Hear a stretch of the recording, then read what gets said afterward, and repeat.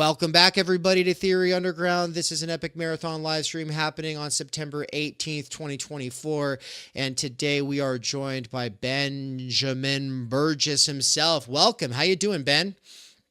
I am good. I just noticed the cat like kind of in the corner of the background. You can see him. Yeah. I don't think the people on stream can see him, but that's Thomas. He's a little guy. He's a new kitty. He's great. He's a Nice. great cat. Yeah. In fact, here, let me go ahead and just see if I can show people folks on stream. Can you see that? No, people can't see it. Whatever.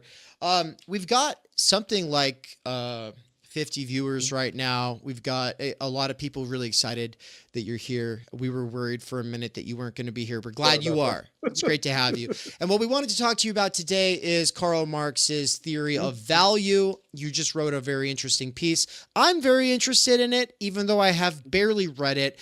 But part of how this works for me is Yeah, it kind of helps me to not have read it yet, because that way I can play the audience role, because the audience hasn't read it either, presumably. And so, yeah, the goal is that we get people interested in it enough that they go read it today or tomorrow. And so, sure. first of all, where did you publish it?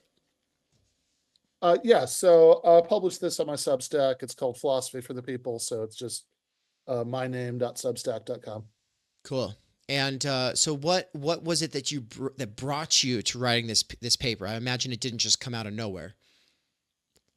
Sure. So I've been teaching a Zoom class on capital. I'd actually done that before. I did like God, a couple years ago, the Michael Albert was doing this thing, the School for Social and Cultural Change, and I started teaching it through there. Then when it, went on hiatus, we just kind of continued on my Patreon, and then I don't know, like a year or something after that one ended, started a new one, and so more than anything, it just kind of came out of that class, and then also, of course, there are people who are, taking those classes who, this is not their first rodeo. They've read Capital before, they have opinions about it, and so this just kind of emerged out of really the second time I was teaching the material, that there were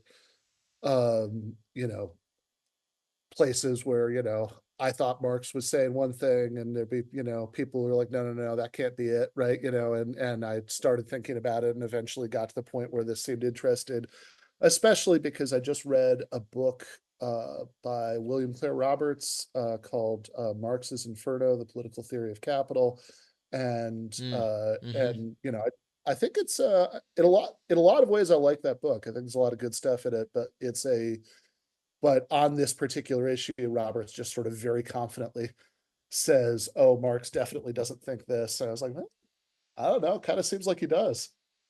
And so, what is it that Yeah, Roberts is saying that Marx yeah, does yeah. doesn't So think? right. So Roberts just says very confidently that Roberts doesn't think that commodities have values in earlier modes of production. He gives the examples of, ancient Athens or Carolingian Europe.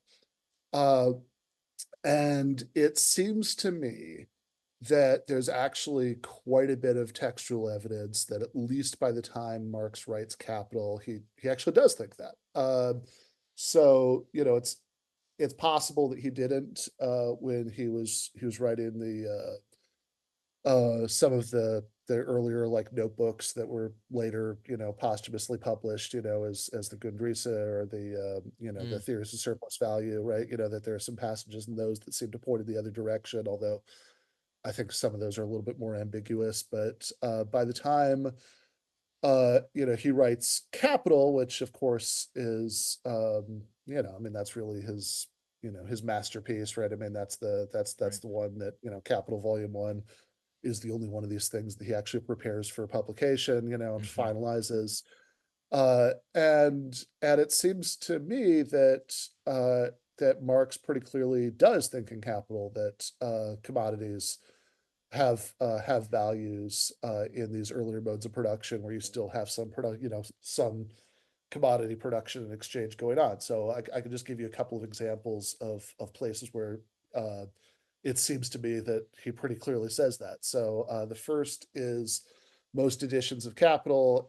One of the first things you come to when you flip it open, or at least after you get past the big I don't know, introduction by Ernest Mandel in the Penguin edition or whatever, and you actually get to the beginning of the stuff that's written by Marx. Then one of the first things you get to, right, it's the preface to the first German edition, and in there he says that people have been trying to and failing, right, to solve the mystery of value for 2,000 years. And even though he says that the answer is very slight in content, and he gives this reason for thinking that people would be confused about, that like people wouldn't figure this out, and it seems to me that it's a purely epistemic reason he gives, right? So in other words, it's not an ontological reason. Value just doesn't exist for most of that 2,000 years.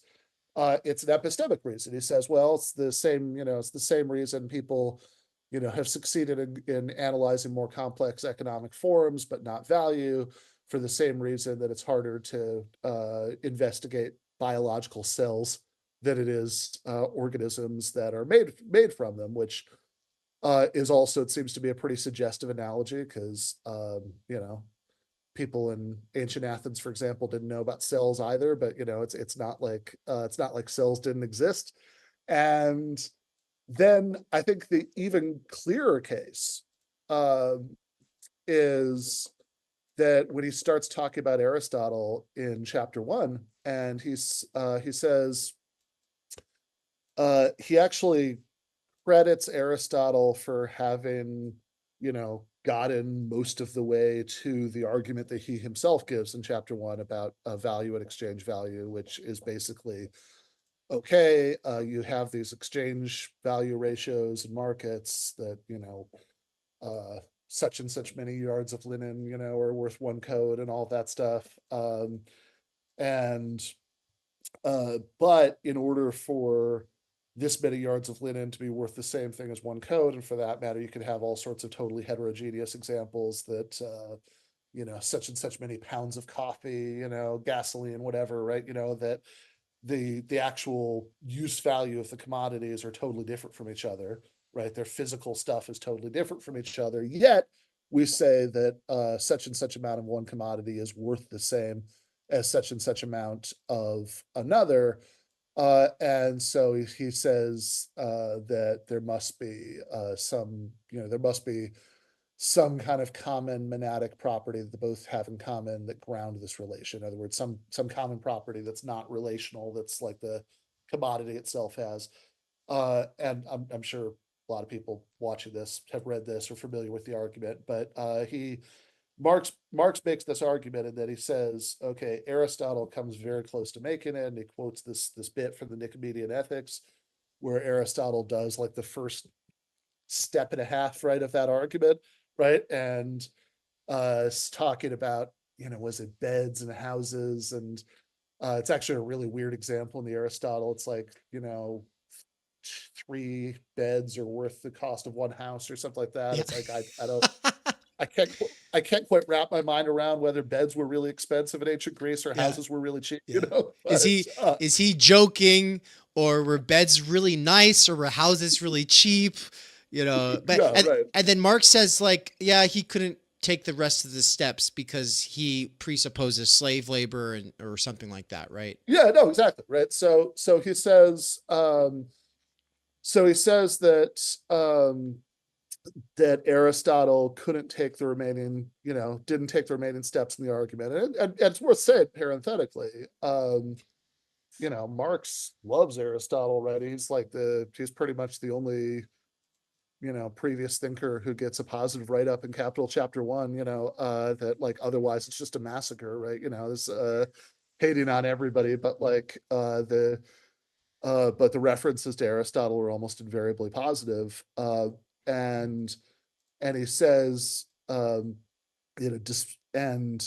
he says, despite Aristotle's genius, he couldn't, and then he uses some phrase like penetrate the mystery or solve the puzzle or something like that, right? Which again suggests that there is in fact a mystery to be solved, right? That there is this fact that Aristotle was unable to discover. Um, Killer point. Killer point. Yeah. and so, and in fact, his explanation of why Aristotle was unable to discover this fact once again seems like a purely epistemic explanation, that it's just purely about, about sort of ideas and knowledge, right, rather than about, what is there to be discovered. That a lot of people, I think, who want to read this the other way sort of convince themselves that that it must be that Marx thought that there was no fact there for Aristotle to discover, but but he, I just don't see how to square that with the language itself. I went and looked at Michael Heinrich's book, the How to Read Marx's Capital, to see what he says about this, and it just kind of seemed to me that Heinrich doesn't, even though he clearly has the view I'm criticizing Roberts, he doesn't seem to see that there's anything in this passage that undermines that view. But in fact, Marx's explanation of why Aristotle makes this mistake is that he says, that because he lived in a society based on slave labor, that he had this ideological blinder, that he couldn't sort of see universal human labor as being a thing, that in other words that there was this sort of common capacity that was being was being exercised by everybody as they're doing any sort of labor, because the society was based on, the inequality of labor. And I think everything I just summarized, at least the last few sentences what I just summarized, I think you could read either way. But then the way he sort of sums all this up at the end of the paragraph is he says, okay, people couldn't make this, conceptual breakthrough based on equal human labor until equality had become a fixed popular opinion. But it's like, wait a second, why are we talking about fixed popular opinions if this is ontological, if this is about what actually exists, rather than being this epistemic distinction about what we can know exists? And then to me, like in some ways, I mean, even though I think in some ways the Aristotle passage is kind of the clearest in terms of the language on this direct point, in some ways the thing that seems most clear to me is just that this whole discussion of value takes place in chapter one. And so presumably whatever Marx has to say about how value works is going to be applicable under the assumptions that we're operating in chapter one. But chapter one explicitly, you know, takes place in a not quite capitalist hypothetical society. That if you look at chapter one, footnote 15, right? He says, at this stage of our presentation, wage labor does not even exist, right? In other words, and this is not some eccentric reading that I'm doing. I mean, this part is pretty standard, right? That it seems like the first few chapters of Capital take place in this hypothetical construction of a society of simple commodity production, because Marx, I think the way that Marx builds up his conceptual tools over the course of Capital, he, he'll often like bracket one issue while he, so he can kind of train his analytical microscope on another one, right? So he'll say, for example, right, like in the later chapters when he's talking about the working day and all that stuff, he says, all right, I'm just assuming that every commodity is selling at its value, including wage labor, which would mean in context of Marx's theory that um, labor power, if labor power is being sold at its value, that would mean that that workers are never being paid at a level that would take them below the historically established level of subsistence that they had at that time. But look, it's not like Marx doesn't know that oftentimes employers will try to push wages down below that level. Of course he knows that, right? But he's just making that as a simplifying assumption to, so he can say, okay, even if we hold that in place, it's almost like a word problem in a math or physics class, right? And similarly, in the first few chapters, since he wants to, obviously the project in the whole book is to look at the dynamics of capitalism, Right. but in the first few chapters, he wants to completely take the issue of capitalist class structures off the table because he just kind of wants to think about how commodity exchange works per se, even without that, in the first few chapters. Hence, at this stage of our presentation, wage labor does not exist. It's this sort of hypothetical construction of simple commodity production that we're assuming a society where everybody is producing their own goods and everybody is bringing their own goods to market and selling them. Rather than some people being workers and some people being capitalists. And so, and I'd say, I know it's been a really long answer, but I just wanted to bring in one other thing, right? Which No, no, is, this is not too long for us. This is a really good answer. Thank you. We appreciate it. okay, good. So, which is that, if you go, I mean, so certainly, just in terms of why, those first three chapters, right, take place, in a society that's not quite capitalist. I think that the fact that he's saying, okay, we're assuming, I mean, again, this is not some stage of history, because when would that have been, right? It's just, but it's just this hypothetical construction. It says, all right, we're just interested in thinking about how commodities work. So we're just going to bracket off all the capitalist class structures and pretend those don't exist right now. Right, like the banking So system and it's just not the global markets. It's none of this stuff's on the table right now. He's bracketed, and it's sort of like he's just dealing with these ideal averaged forms in a yeah, sort of exactly. rudimentary Because logical way. totally right. Because and in some ways is very deliberately doing what bourgeois economists will often do, right? Mhm. Because that if I mean, it's like clearly, right, the most amazing thing, right? You read most economics textbooks now, or for that matter, you read the people that Marx is grappling with, your Adam Smiths and all those guys, right? And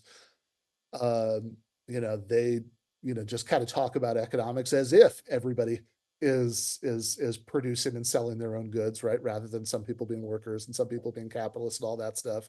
And I think Marx is very deliberately aping that at the beginning of Capital, because a lot of his larger project is to show that it's not the case that the sort of pathologies of capitalism come from markets like not working the way they're supposed to, or something like that, right? That they're, it's not that the rules of market fairness are being violated and workers are being cheated in exchanges or anything like that, right? It's that actually the dynamics of markets themselves are the source of the problem, or at least half the source of the problem. The other one being the property relations that give you this class of propertyless laborers who are willing to sell themselves to capitalists. Uh, but okay, so this is, and if you're talking about simple commodity production, that's, I think, pretty clearly not capitalism for a couple of reasons. One of them is that that presumably most of the time in simple commodity production, what you're doing is going to be CMC, right? You're selling commodities in order to get money, in order to get other commodities, to round out the use values that you need, rather than MCM, right? Turning money into commodities to turn into more money for its own sake, to accumulate more exchange value. And then, but the second is, even if you are doing that in simple commodity production, even if you are doing MCM prime, right, to accumulate more money for its own sake, uh, it's still pretty clearly not capitalism, because if you read ahead to chapters 11 and then 13, Marx makes a big point of saying that the proprietor of of a firm only becomes a capitalist once they're employing enough wage laborers that they can actually just live off of the labor of others, right? That he says that you're still so he introduced this terminology in chapter 11 that's like, okay, that the small master only transforms into a capitalist once they employ enough labor powers that the formerly small master becomes, that can occupy themselves just with the business side of things, and maybe managing the workers, but they don't have to do productive labor themselves. Before that, they're this hybrid thing, and it says explicitly in chapter 13 that the capitalist mode of production only really gets going when you overcome these old guild rules that limited how many people could be working under one master, and so again, small masters could become capitalists. That's this sort of starting point of the capitalist mode of production. So it seems to me that, and also I'd point out that there are lots of places where Marx uses wage labor and capitalism as synonyms or near synonyms, right? Like so there's one of those in Capital. There's the other. I don't remember what footnote it is, When he but the other uses footnote. wage labor and capital as synonyms? No, and capitalism. Oh, Capitalism. capitalism. Okay, yeah. Right. Yeah. Right. Clearly not wage labor and capital, but yeah, wage labor and capitalism, right? Like he'll say things like the system of wage labor, right? Like Right. what he means capitalism, right? So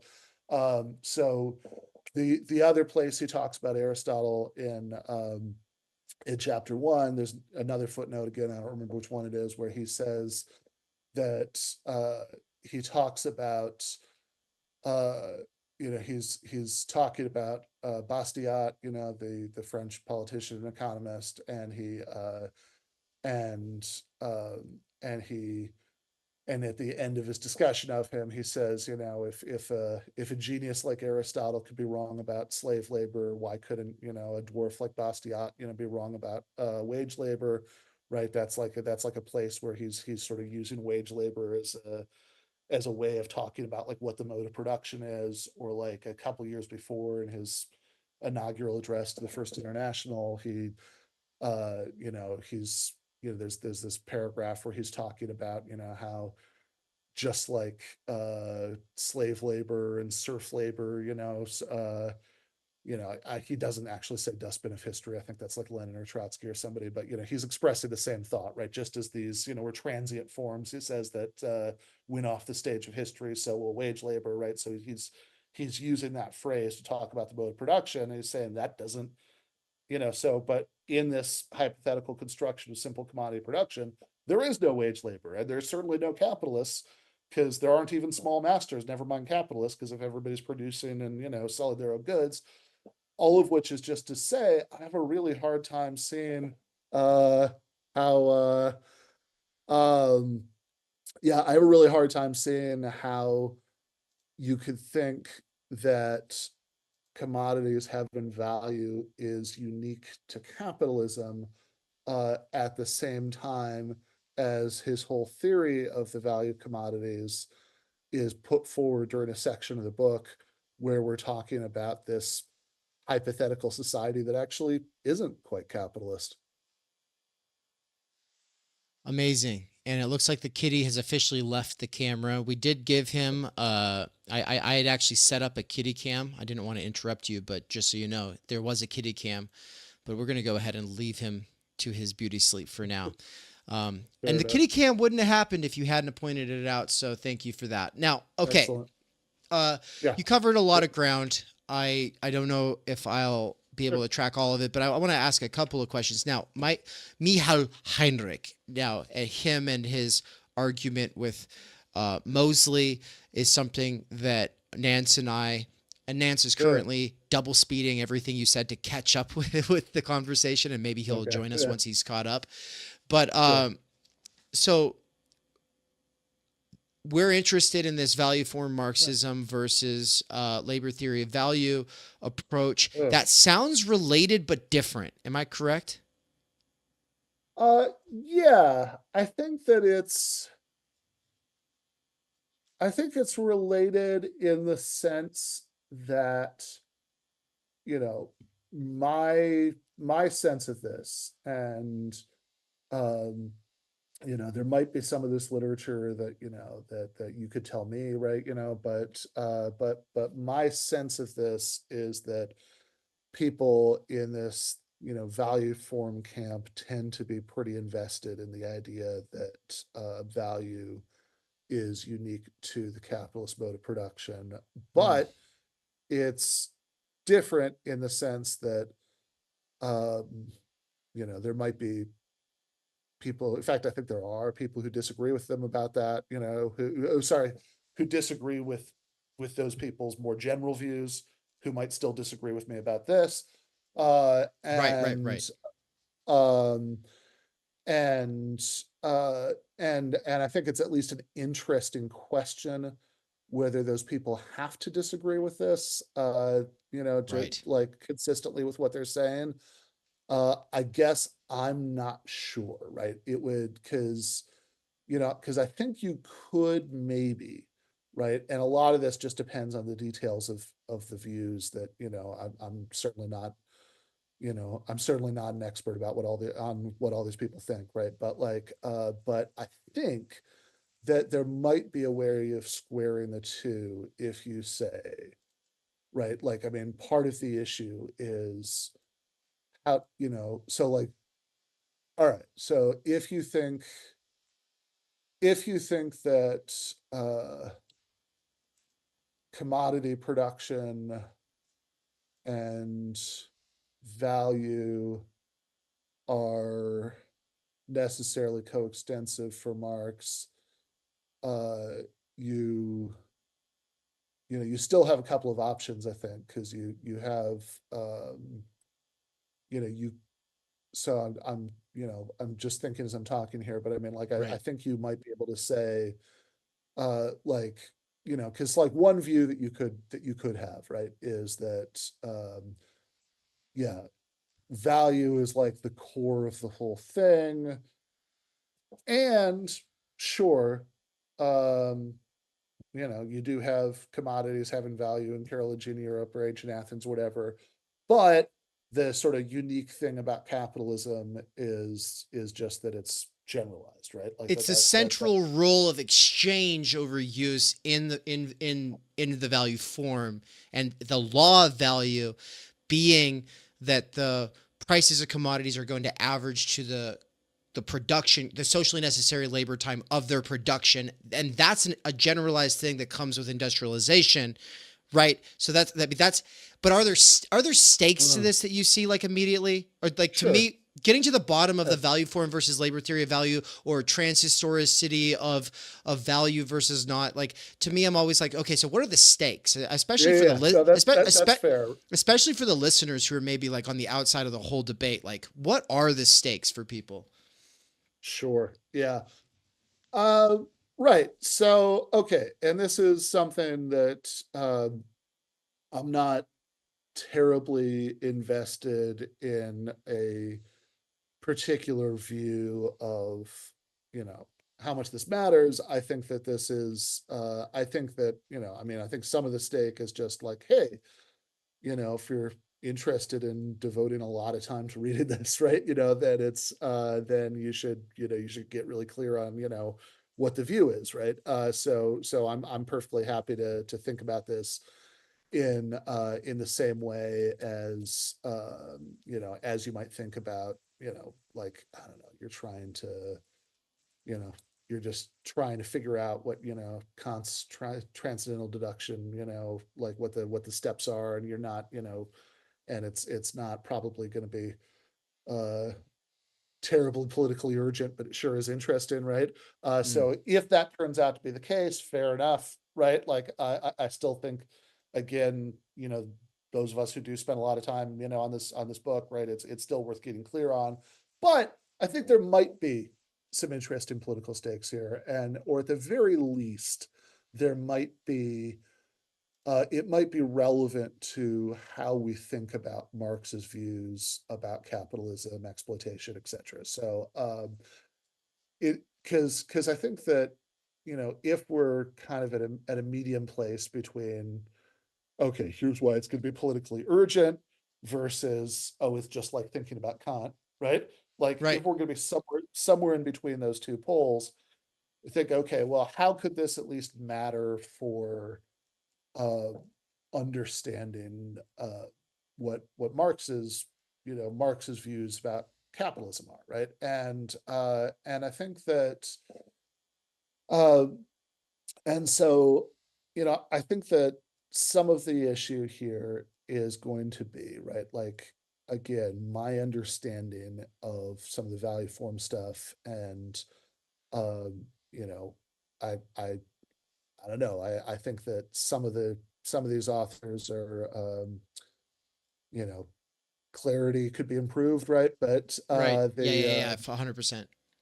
but my but like my understanding of what some of them seem to be saying is that the kind of essential thing going on with capitalist exploitation is about value production, that's the that this is maybe in a certain sense even what capitalist exploitation just is, right? To the point where I'll see people saying things like, even if we had, I don't know, like we have a global socialist revolution tomorrow, and we're figuring out how to reorganize the economy, and we have, and so, I don't know, we nationalize all the banks, and we have, workers control, on the shop floor, and we come up with we come up with some way to do all of this. But we still haven't figured out how to completely get rid of markets and money, because that's like just logistically really really hard, right? I mean, see the history of Soviet planning, and they didn't even try to go that far, right? Then I'd see people who seem to be very influenced by this kind of school of thought saying, "Oh, yeah, sorry, still capitalism," right? That this is, that you're still describing something that, hasn't, since we haven't transcended the value form yet, it's still, it Right. still counts, right? And um and so I think that That would whether or be, not, I think that is what Pistone is ultimately doing in Time, Labor, yeah, and Social yeah, yeah, Domination, right? Yeah. He's saying you yeah, guys are talking about a different form of management and representation when it comes to the workers versus the capitalists. Abolishing the capitalists and having the workers represented does not change the actual mode of production at the form of its production, which currently is shaped, the literal division of labor, it's shaped around the production of value. It is defined by the law of value, and the contradictions produced by the law of value can be mediated by some kind of a mm, central organ that is representing the workers and has dispossessed or replaced the capitalists. But you have not changed the mode of production in a way that actually gets at what Marx is trying to get at in his focus on labor, which is why he goes after this whole, oh, we can't transhistoricize labor. Whenever Marx is saying labor, in almost every meaningful sense, in almost every meaningful case, he's talking about wage labor specifically. And we're not talking, oh, now you've abolished wage labor because people are just represented by the Soviet state, and they have votes instead of paychecks. No, that mm, doesn't do it. That's still not. They have rations. No, that's not going to do it. He's saying, and so that would right. be the stakes for Pistone. I'm not sure what the stakes would be for Caratani, and I'm not sure what the stakes would be for Heinrich. Though I do think I can say what people say the stakes are for Heinrich, but I'm not sure if Heinrich Sure. would agree with those people. But that's kind of where we're at right now, I think. Well, yeah, I am. So I think that that's actually really interesting that you went into Pistone there, because I think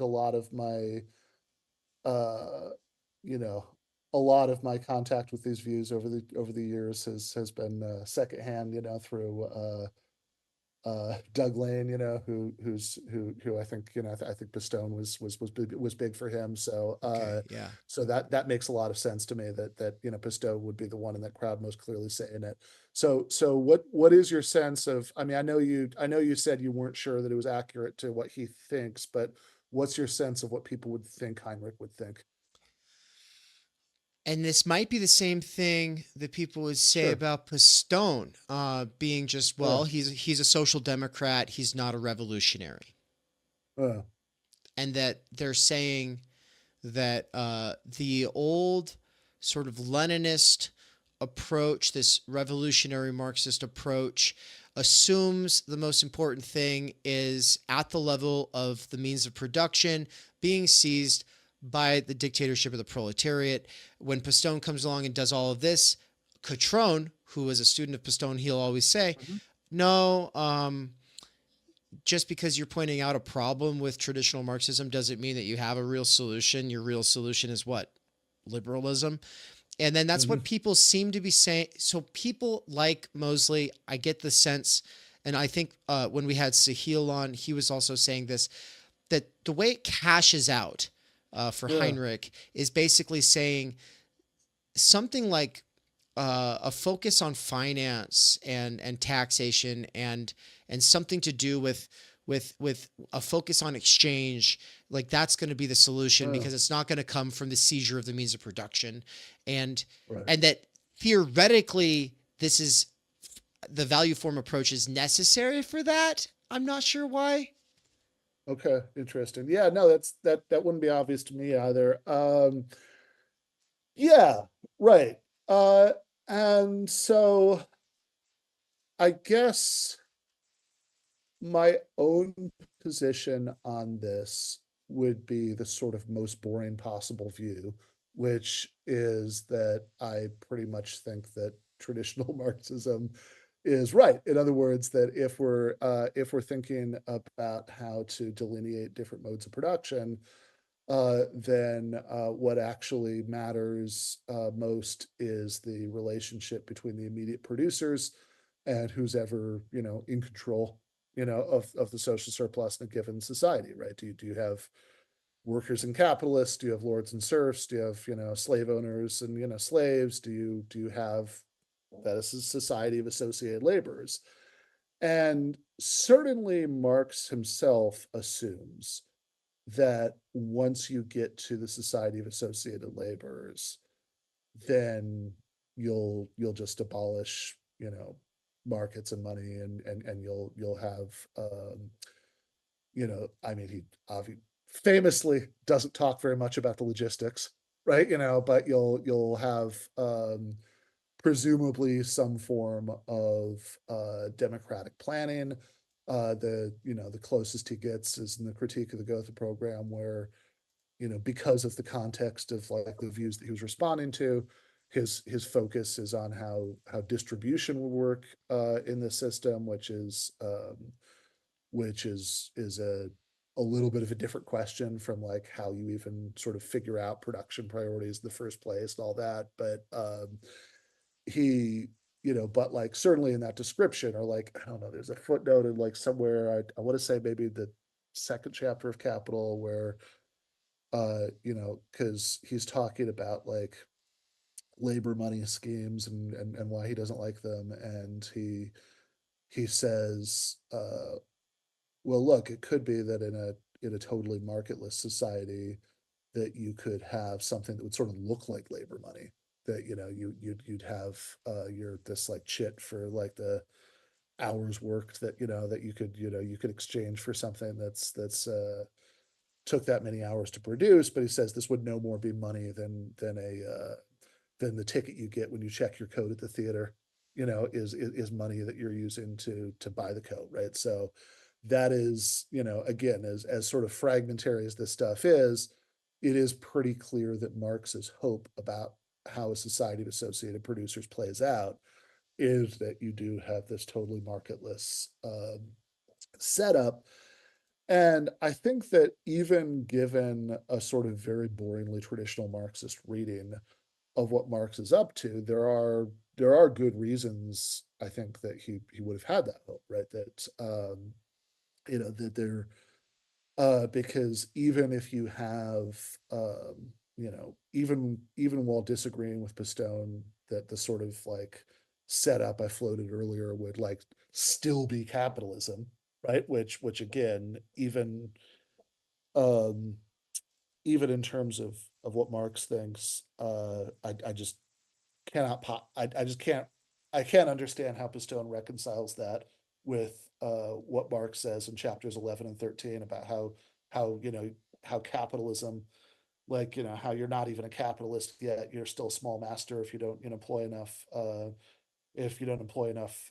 labor powers, and how capitalism only gets started as a mode of production once capitalists start to employ enough labor powers. But even if you don't think that would be capitalism, right? If you have like an economy where, say, the commanding heights, right, are nationalized, we have nationalized banks, all that stuff, and you have, maybe, like, if you read like David Schweikart's book After Capitalism, the sort of setup he describes there, or if you read like Bhaskar Sinkar's book, The Socialist Manifesto, the first chapter is A Day in the Life of the Socialist Citizen, the sort of setup he describes there, where essentially maybe the physical means of production are owned by, socialist state and sort of rented out to collectives of workers, that even if you think this wouldn't still count as being still capitalism, even if you think this would count as a new mode of production, you might still think that it's like less desirable than making it all the way to a totally marketless form of socialism for all sorts of reasons. I mean, just real quickly, like two that come to mind are, um, one, that the actual degree of democracy is lesser, because if you have, if you sort of achieve the Richard Wolff, democracy at work stuff, that's great. But of course, workers at a given workplace aren't the only people who are affected by what happens in that workplace.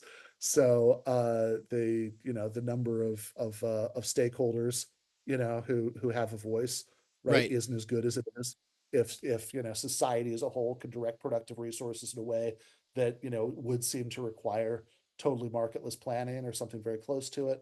And another reason is that even in terms of, distributive, uh, like distributive equality, then, which, is obviously not what, Marx himself is emphasizing, but like I think that nobody has ever become a socialist who wasn't concerned about it, right? I mean, that you don't, it's like that you're not like part of the reason you object to the society you see around us is that it's crazily and unfairly unequal. That's just obviously going to be true. I mean, I think some people might feel theoretically compelled to deny it, but I mean that's obviously going to be part of your motivation. And even that, I think, is could be better, given totally marketless planning, because look, I mean, you have, the inequality between workers and capitalists is definitely the most dramatic form of distributive inequality under capitalism.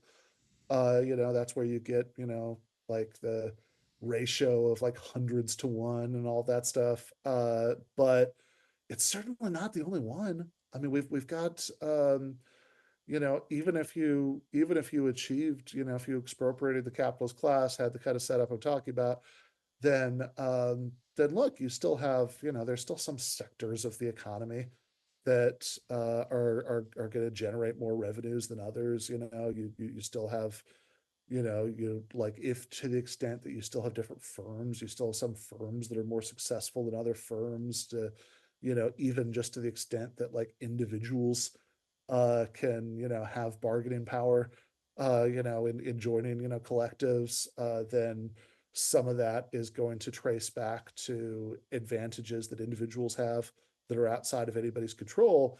So I think for all of these reasons, yeah, look, if you can do, totally marketless economic planning, we can, I don't know, have supercomputers give us red plenty or whatever, then that would clearly be better, right? But I think that Marx, uh, doesn't wrestle with the logistical difficulties in figuring out how to do that, partially just because that's not his focus, right? I mean, you're not, I think you're allowed to only make earth-shattering contributions to like a few things in one lifetime. But then the other one is just that, a lot of these debates, about how socialist planning could work and all of that stuff just don't come about right until the early 20th century. And so, we can speculate about what Marx would have said about those debates, right? But I mean, he just wasn't weighing in on them. Certainly, the experience of the Soviet Union, doesn't happen, until several decades, after he's died, right? So, I think that I think even if you go with that kind of traditional Marxist view that no, really, the ownership of the means of production really is the sort of heart of the issue about capitalist exploitation, you might still think separately from that it's like, yeah, there are perfectly good reasons why, Marx assumed that having taken over the means of production, workers would want to do totally marketless planning. And, that's a goal that makes sense, right? Even if it's like it's incredibly hard once you really start thinking about it to like, figure out the logistics of how it can work. But it also doesn't, and I know we have to close out in a couple Yeah, seconds sure. here, so maybe you Yeah, could like incorporate your response to this and sure. some closing remarks that maybe Yeah, set us up for a future yeah, conversation. But basically, that doesn't have to come from workers organizing, does it? The means of production, the what? mode of production, and the relations of production doesn't have to come from a primarily or predominantly working class self-organized movement, and it I right. think it would, right? Because I think you could have I think that if you're going to like, because I think again, I'm not breaking any ground here. I think this is all pretty boringly standard, right? But I think that, there are two issues here, right? So one, could could the goal of, collective ownership and workers' control of the means of production come about from anything other than the activity of the workers themselves? And certainly, the answer historically has been no, right? That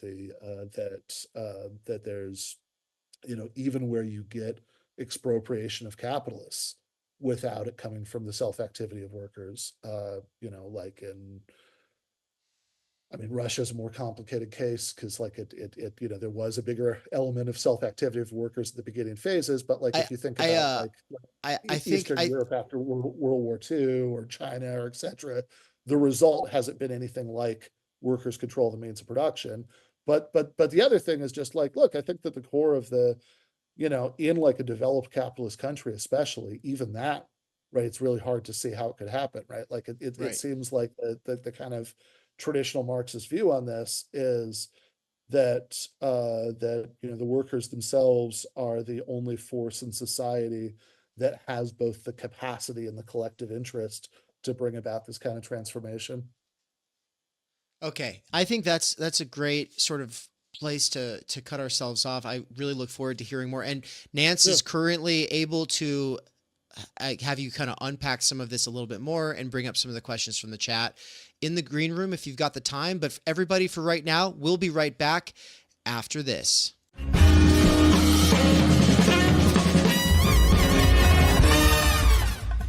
You have been watching free public content from Give Them an Argument.